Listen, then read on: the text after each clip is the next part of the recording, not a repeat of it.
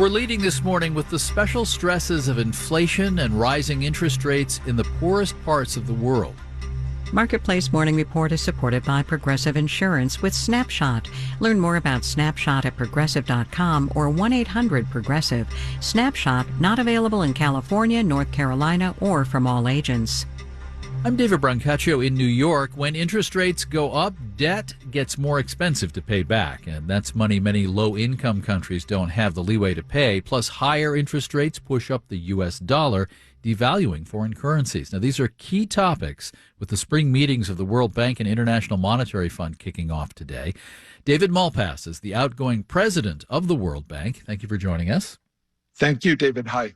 People are talking about an emerging debt crisis. What are you seeing? Are low-income countries going into default? A lot of them are under severe pressure. 60% of the poorest countries are at high risk. And you're right that the higher interest rates are part of it, the slower world growth.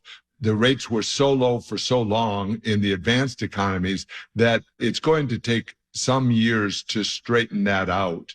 And you're hosting the first in-person meeting of a high-level roundtable on global sovereign debt. That's the debts of nations.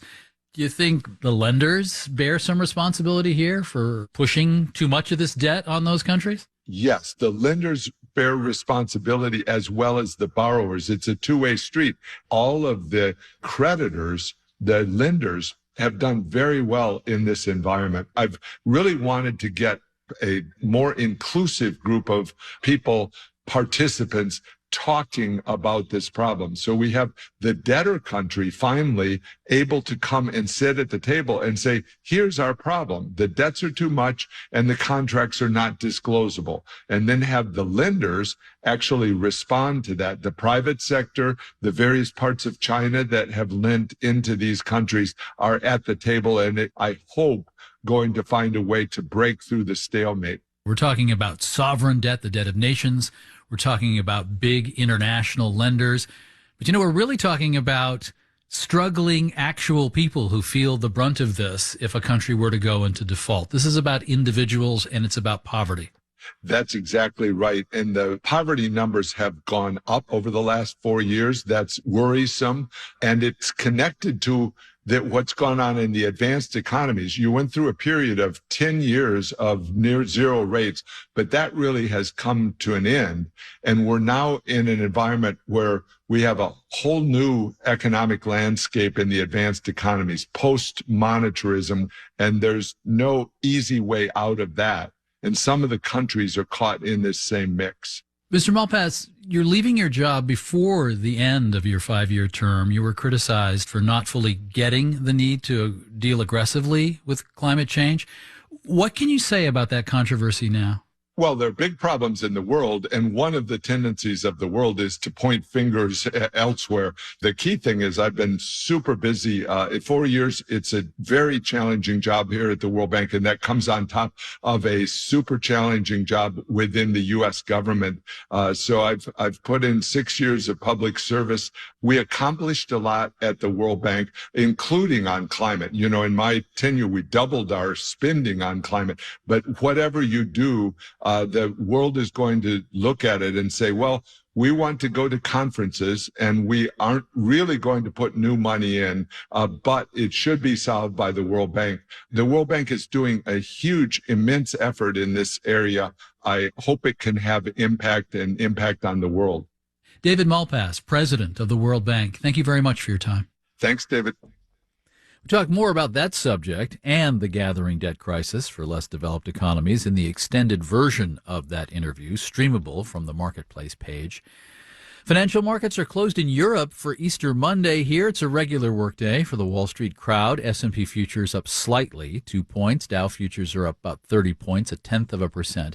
NASDAQ futures are down 0.1%. I see crude oil up slightly this morning, still below $81 a barrel.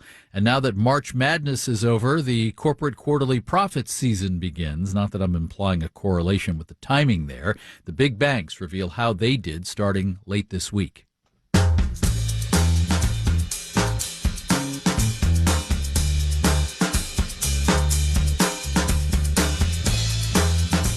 Marketplace Morning Report is supported by Otter.ai. Otter's AI meeting assistant helps reduce meeting fatigue by automatically taking live meeting notes, capturing slides, generating summaries, and assigning action items. More at Otter.ai.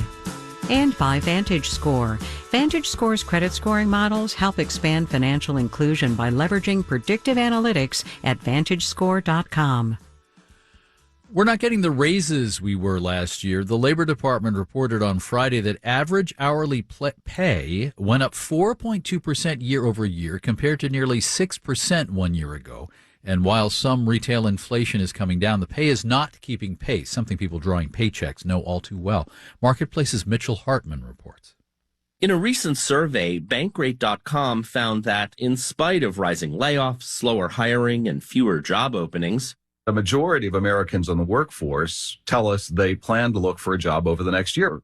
senior economic analyst Mark Hamrick says workers who quit and find a new job typically get a raise about double that of workers who stay put.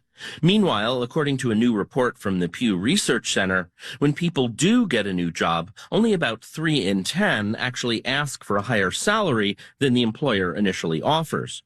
Pew's Rachel Minkin says there's a gender gap here. Women are more likely than men to say they didn't feel comfortable asking for higher pay. There's also a gap when candidates do try to get a better deal. Women are more likely than men to say they were only given what was initially offered after asking for higher pay. Young workers, meanwhile, feel the most uncomfortable asking for more money, but are the least satisfied with the salary they actually get. I'm Mitchell Hartman for Marketplace. As companies deal with higher interest rates and plan for what some economists see as a possible recession over the next year, firms are buying less equipment. Apple's shipments of computers, not iPhones or watches or earpods, but minis and iMacs, were down more than 40% January to March, according to Bloomberg News. A separate published report last week indicated that Apple is pausing its manufacturing of the microprocessors at the center of many of its computers. In New York, I'm David Brancaccio. You're listening to the Marketplace Morning Report.